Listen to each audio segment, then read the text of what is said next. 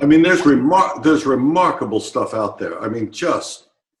So just tell us, why don't we just start with that one, right? I mean, yeah, the world isn't what it looks like, you know. It isn't what it seems. It is the short version. But this guy John McMichael at Peachtree has come up with a completely new way of delivering medicinal products, and all of this stuff are administered by sublingual drops. It's really quite astonishing, and it's literally a drop under the tongue 4 times a day. Okay. A couple of modifications off that, but a drop under the tongue 4 times a day, and he does this by cell signaling. It's not the old crazy idea of lock and key mechanisms in biology. I mean, I think almost everybody is going to be coming to the conclusion within a few years that that's crazy talk. That whether it's smell or whether it's delivery of a piece of information in the biology, if you look at textbooks, you show a little thing and it fits into that and it's locked together. It's crazy talk. Stuff happens by wave propagation also, and the unknown, I think, is whether or not the wave propagation complements, supplements, or requires the lock and key. But I mean, Jacques Benveniste decades ago demonstrated that the signaling system in the body goes faster than it can occur chemically. Yes. So you have your little axons and dendrites and all those things, and with a little electrical spark and a chemical reaction and all that. That goes at a measurable rate of speed. So you go 200 something miles an hour, translated to kilometers, but you go a particular rate of speed, and that's how as fast as it can go. But Benveniste showed that the body already knows, and then the chemical signal comes later. Yes. So it basically means that these molecules, these chemical molecules, which are part of the, let's call it traditional medicine, or the classical kind of stuff, that these molecules are not really causing any kind of effects in there. It's basically an after effect, isn't it? It's an after effect, yeah. But the lock and key looks pretty, and it gives you a clear sense in your head that, oh, now I understand the mechanism by which this occurs. But that I think is more to make us safe than anything else, and the illusion that we really get how the system works. But the wave propagation is much more interesting. And McMichael has this platform called resonant molecular signaling, RMS, which is just a name. I mean, really what's going on, it's past everybody's pay grade. You take a sublingual drop and somehow herpes goes away. You take a sublingual drop and scars disappear, internal and external. Yes. You take a sublingual drop and viruses go away. So at the onset of flu symptoms, for example, a couple of drops over the course of a day, the next day you'll be fine. It's really quite astonishing stuff. And it doesn't make any sense. It doesn't make any sense by the normal way, that mechanical way that we think the world works. The world does not work mechanically. It works energetically. It works in probably complementary systems. And is this comparable to what we would know from sort of homeopathic kind of ideas? Is this the same kind of thing? Because in homeopathic medicine, from my point of view, from my understanding, there isn't enough of a substance which would actually chemically work, right? So is this the same kind of mechanism? There's an analogy to it, but I don't know whether it's the same mechanism. And the reason I don't know is because I don't really understand how homeopathy works. And I don't really understand how McMichael's drops work, nor does he. So we can talk about similarities based upon dilution and things along those lines. But homeopathic formulations are extremely diluted. So that there's almost nothing there. And I think it's even been taken down below Avogadro's number, so that there are, as far as anybody can tell, no molecules there at all. And with this medicine that you're talking about, if I understand you correctly, there are no molecules in there either, right? This is purely based on information. It's pretty close. It's pretty close. What we've discovered, quite by accident, looking for how long does something, in the States anyway, you have to put together how long does something last. So if I have a jar, if I have a bottle, is the stuff good for a year? Is it good for 2 years? And in the States, at least through the FDA, you have to show the stuff is still in the bottle, that it hasn't degraded, and that whatever your formulation is remains. And what was discovered quite by accident in trying to do this stuff is that the silicon walls of a glass container take the molecules and it adheres to the side, and there's virtually nothing left in the container that you would get to. So I'm putting in a stopper bottle and I'm taking my drop 4 times a day, but there's nothing there, you know.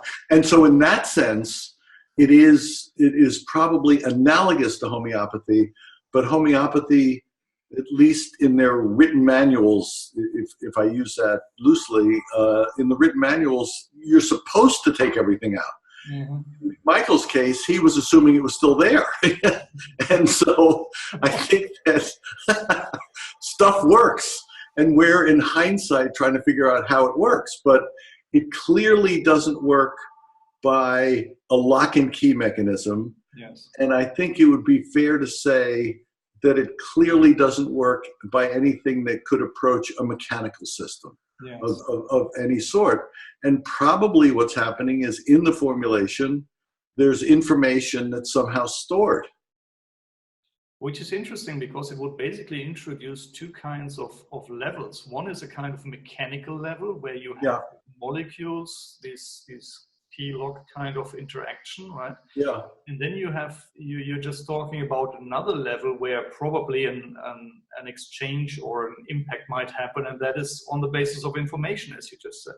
Yeah, and I think the information rules. That we can. I mean, the very simple phenomenon is that it's easy enough or easier to measure energy. So we have gizmos that will measure energy, but we don't have gizmos that will measure information. And so in part, I think what we're doing is we're using technically oriented ways to approach problems. I can measure on an oscilloscope, this is going up and down, and this is going up and down, and therefore I think this is what's going on. Yes. Well, the wave that you may be looking at may not be the source. The wave may be the carrier. Yes. And there may be something else that's impacted or embedded onto that wave, and that I think is information. So there's so many phenomena all over the place that if you spend more than a minute and a half thinking about it, you understand that the general idea of your understanding of the way the world works collapses. Yeah. The world is not this lock and key stuff, and the world isn't simple waves. I think the missing link in this whole thing is going to be information in the future. I think that, you know, this is going to be 21st century stuff. It's going to be information. So the 20th century was energy and the fungibility of energy and matter. I think what we're going to have next will be the fungibility of energy and information. Yes. A frequency and information. That frequency is not the source. Frequency is a carrier. This is interesting. I mean, you know, I'm a mechanical engineer. So as a mechanical engineer, I'm very familiar with sort of building things, but the starting point is almost always a blueprint, right? So you think about something, you pull information together in a blueprint kind of thing. Yeah. And based on that blueprint, something gets created in reality, right? So the way, I don't know whether this actually works, this analogy, but the way I look at what you just say is like something like the information is basically what is captured in the blueprint. And out of that blueprint, you basically then see something happening in our physical world. It becomes based on that blueprint information. Yeah. Right? Yeah. So if there's no energy in the blueprint. No. It's just, here's the plot. Yeah. And so you have the plot, and the plot becomes. Yes. I mean, it's a bit like when you put a DVD into your DVD player, right? You have got information on the disc. Yep. And all of a sudden a video shows up, right? It's this, I think this is the kind of thing. So if and you have to juice that. You take the information, you juice it, yes, loosely, and then it becomes. yes. But the fundamental piece is information. So if the fundamental piece is information, that basically means that, I mean, we were talking about medicine here, that the function of healing is not working on the physical level or on the chemical level, but that the function of healing is basically working on the information level. On the informational level, yeah. Okay, so that means you have, if some organism is ill, it basically means it is ill in the manifested sort of physical reality, but it also means that it is ill on the information level. On the informational level. Yes. So and that might be too simple. I mean, you know, we're looking for ideas, concepts to make sense of this, and I don't think it's necessarily an either or. So if you're thinking of illness, I think could be a manifestation in some cases of a depletion of energy, and so you're just, you know, I need to get rejuiced. I need to get invigorated. I need, you know, all those things. So we know when we rest, we feel invigorated. We can go on vacation and we can feel invigorated. And so that might be the energetic analog to it. But I think it's fundamentally information that has to be at play somewhere. And we've focused on the energetic part, and we've downplayed the informational part.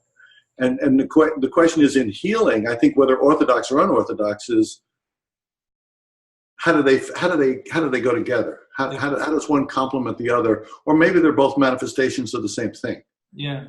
So what you say is that the classical approach to healing has probably, because they were not thinking about this, has probably completely disregarded the aspect of the information.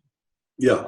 And has therefore not considered this, right? And I mean, if you don't know about a certain kind of mechanism, you don't take it into account when you want to apply it for healing purpose. So yeah. I think it's not, I mean, how would you describe why?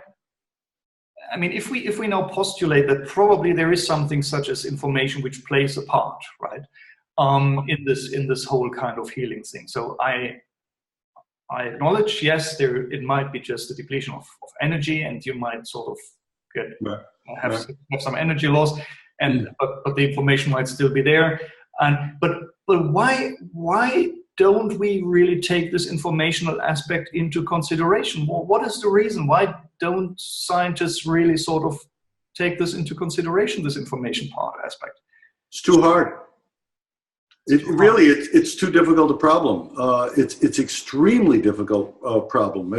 Once again, if I have a gizmo and it can pick up this frequency is going and this amplitude is going and this, and then I got classical equations that will say, well, it's this certain amount of energy required to produce this amount of work and cover across this distance. But the data from at least the crazy healing stuff that I'm interested in negate all that. In the sense, a very simple thing, that healing doesn't seem to diminish with distance. And if healing doesn't diminish with distance, so that if I do an experiment on healing cancerous mice, and I do it at, I'm right here live with a cage of mice, or we do this at 5,000 kilometers away, we do it at 5,000 kilometers, and we do the same kind of healing technique, and the same stuff happens at 5,000 kilometers. Well, there are no equations that are going to find any energy that's coming out of me that can reach out 5,000 kilometers. And so what do you do with that? Well, you ignore it, which is the safest thing to do. You don't reflect on it very much, because if you reflect on it, you sit there and you just scratch your head and you go, I don't know what to do with that. Yes. And everybody now walks around calling healing energy healing, and they nod knowingly, when you go, oh, it's energy healing, and then you go, well, yeah, it doesn't diminish with the distance, and people acknowledge that it doesn't. I mean, it's not my stuff that doesn't diminish with distance. It doesn't diminish with distance. And if that's the case, you just accept that factoid without questioning the underlying assumption. Yeah. So if it would be energy healing, what you say is that the healing effect would basically be smaller if you are further apart from the patient or whatever. Has to be. Yeah, because so drops off sort of with distance. Yeah, and you have two possible solutions to the problem. Let's assume that healing occurs at a distance and it doesn't diminish with as the distance increases. I mean, that's been observed so many times in so many experiments in so many places, it's not interesting anymore. The interesting part from a psychological point of view is that people can accept this and still call it energy healing, which is bizarre. You know, I'm calling you a round square. It doesn't make any sense because the formulations for energy are pretty well understood and seem to hold up over the test of time. But the phenomenon doesn't. But since we're doing, if I produce a healing effect at a distance, it's presumed that I have done work. If I've done work, there must have been energy. Yes. So we fall back on the safety that, oh, it's energy healing. We just don't understand the energy. Yeah. So yes, we fall into this because we understand something about energy. We actually tend to call something energy healing, which can't be really energy-based healing because of this effect that you are just describing. So my question then would be, if it is not the energy which is actually causing the impact, the healing impact, and if we consider back what we have said before, that there is this information aspect, I mean, could we probably, would a better term be information-based healing or information field healing? Yes, I think so. Okay. And I have a book out, called The Energy Cure. And I said to the publishers, they showed me the cover and so they did the whole thing, and they said The Energy Cure, and I said, I don't think there's any energy involved. And they said, thanks for your input, but this is the way it's going to stay, because nobody will understand if I call it the information cure. If I call healing as information, they're going to go, what the hell are you talking about? Yes. This is crazy talk. And so everybody understands energy healing. Everybody calls it energy healing. But again, a minute and a half's reflection, it's not energy healing as we understand it. It simply isn't. So just the simple phenomenon of it not diminishing with distance, the whole thing crumbles. And so I think there's two possible solutions. One, there's an informational coupling that would be the direct analog of a quantum entanglement. And our physicist friends talk about quantum entanglement of elementary particles and elementary stuff, photons, without a transmission from A to B. Yeah, and this is what communication between them. Yeah. Yeah, and this is what Einstein, famously said is spooky action at a distance, and nothing can travel faster than the speed of light. It's the same kind of problem. Well, the quantum folks are saying nothing is traveling; they're simply entangled, and your sense of that they're being separate is your problem. It's your conceptual problem, because these two are essentially the same unit. And if something happens here, something happens here, or more accurately, it's happening simultaneously. Yes. If there is entanglement in healing, that's a solution without comprehension. Yes. And that was the first option you said. And what would be the second solution? The second solution is an information packet riding on a carrier wave. So there's a boatload of people out there who believe something like Schumann's resonance, which appears in all sorts of articles and videos and things like that. And people talk about, for example, I know someone who insists Reiki is 7.8 hertz. And I think about that for, again, about a minute and a half, and I go, this is crazy talk. 7.8 hertz is roughly a Schumann's resonance. The Schumann's resonance is a standing wave of the planet. it's thought to be generated by lightning strikes. So we have a cavity between the surface of the Earth and the bottom of the ionosphere, and about 60 lightning strikes per second on average, don't take it too literal, 60 lightning strikes on average per second hit the planet, creating a shock wave, and then the cavity becomes this Schumann's resonance. Schumann's resonance goes down if the cavity becomes larger. So if it's warmer and it moves up a little bit, or you're closer to sea level, and it becomes higher if you're in the mountains and or it's very cold. Yes. So I'm going to guess in the top of the Swiss Alps, you have a higher Schumann's resonance than you do in Hawaii. Something along those lines. But it's not crazy off 7.8, but sometimes it goes a little higher, sometimes it goes a little lower. And if you measure stuff, you're going to see a Schumann's resonance, and we've evolved in a Schumann's resonance. We can't see it any more than fish can find water. Where's the water? I don't know. I'm just swimming around looking for the water. We can't be in a place that doesn't have Schumann's resonance. In fact, there's a Schumann resonance generator on the space shuttle, because biologically we work better when this thing is around us. And if we evolved over X amount of time, and we evolved always with a Schumann's resonance, we, like the fish, can't find the water. We don't sense Schumann's resonance, but something goes wrong if it's not there. Yes. You take away the water and the fish are flopping on the floor. You take away the Schumann's resonance and we don't divide right.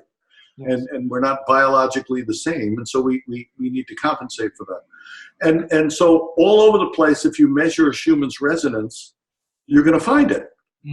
So if I am, just as a thought experiment, measuring what's happening in the background right now, and I'm doing hands-on healing, I'm going to find a Schumann's resonance. The mistake is that you think that the Schumann's resonance is healing. Yes.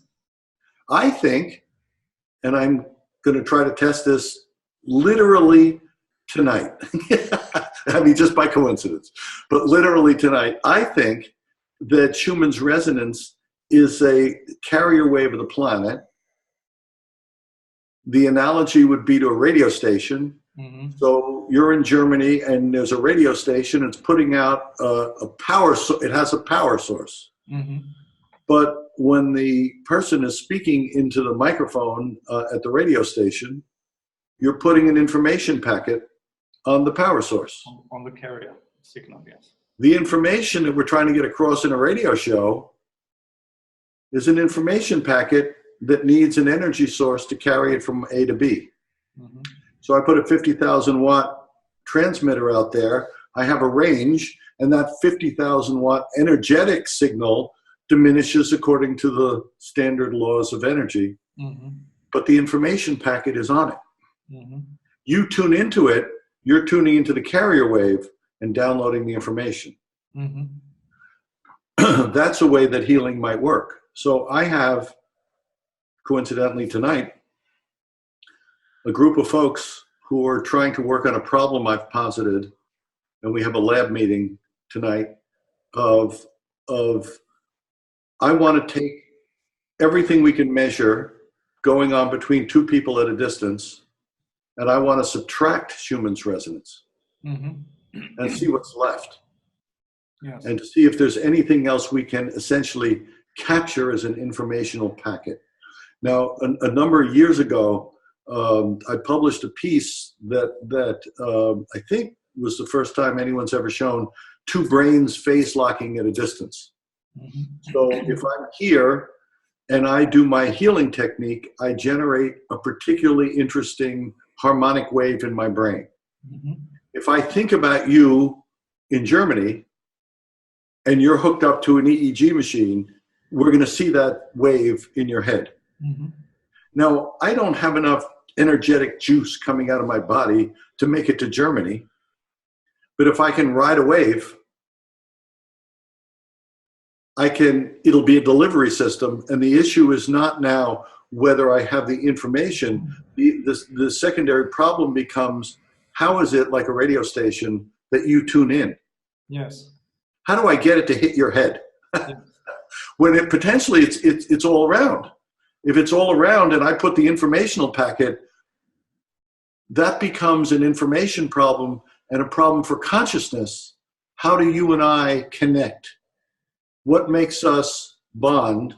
What, not entangled, because that involves that implies a permanent thing, but rather how do we resonantly combine, and what is the function and also the mechanism by which information can couple at a distance? How is it that I hit you and the signal appears in your head? Well, it probably doesn't. We haven't tested this. It probably doesn't appear in your neighbor's head. Yes. So it's something about me knowing you. Correct. And intending this, not with effort, but just intending it. Yes. So it's a bit like a postal address or an email address, right? I mean, rather than broadcasting something where you have one sender and you sort of broadcasting it to the entire world. Yep. This intention to connect. I mean, if you and I would want to connect, your intention to connect with me. Yep. Would need to have a kind of an email address or a kind of an address where your thought actually sort of is directed towards me as a receiver, right? So you have a sender receiver kind of thing where the sender actually knows where it should be received. Where it should be received. Okay. And the receiver is able to receive. Yes. And they have whatever it takes. So we're doing this metaphorically, once again, for our own comfort, and say, so well, this is kind of like a metaphysical system that kind of makes sense, and if this happens, but again, a minute and a half of reflection, and you'll see that I got nothing in terms of how it gets to you. So if I say consciousness, I think it's pretty apparent in simple terms that consciousness and intention matter. But how consciousness works in the world to do the things it does, that's still past my pay grade. So I'm trying to be comfortable with this, and I go back to McMichael's drops. I take a sublingual drop, and we call it resonant molecular signaling. Mm-hmm. Now give me a break. What does that mean? And so the reality is it works. Yes. It doesn't work by lock and key. It doesn't work by virtue of the way we understand the world to work, but it works. And if I do hocus pocus healing, and I have a cage of cancerous mice and they get better, and I got a cage of cancerous mice 5,000 kilometers away and they get better, and nothing seems to be the difference there. If it's riding the standing wave, how is it, and how does consciousness involve that, and how come it hits this mouse and not that mouse? Why aren't all mice fixed? And all of those things. So it opens up. What we really do is say, no matter how you frame how the world works, we don't get it yet.